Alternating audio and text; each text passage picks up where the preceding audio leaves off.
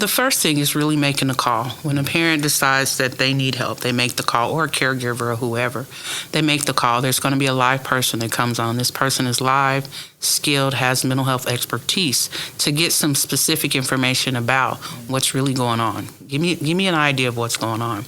And they're going to ask questions, all right, do you want someone to come out now? Does this, would you like a face-to-face now? Would you like to set an appointment? What is your preference? And I like to it's kind of like someone to talk to from a parent's perspective. This is what I'm dealing with, and this is how I want it to be handled in a sense. Right now, I need help now. And when they say I need help now, the call attendant is putting information in our electronic data system real time for our providers. Currently, right now in the state of Oklahoma, we have approximately 24 providers statewide that cover, in some cases, multiple counties, because they have offices in different counties. And that's our true children's contracted providers throughout the state. And so what that call center does is they put real-time information in the data system. And so when they connect to the actual provider who's responsible for the response, that provider comes in real time.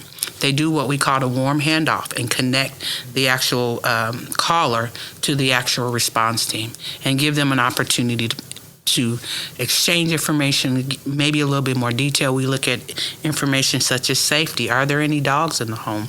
Are there any weapons? Is there things that we need to be concerned about? What is the problematic behavior? Are we looking at a suicide? So they get information from the actual call center. The person who's calling.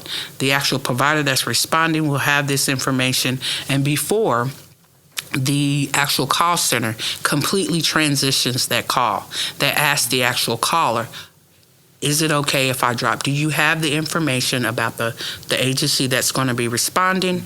Is there any additional information that we need from you that will be helpful in this response? Our expectation is that our mobile response teams are face-to-face with the child and family within 1 hour. Being rural Oklahoma, sometimes it takes anywhere, it can take up to an hour.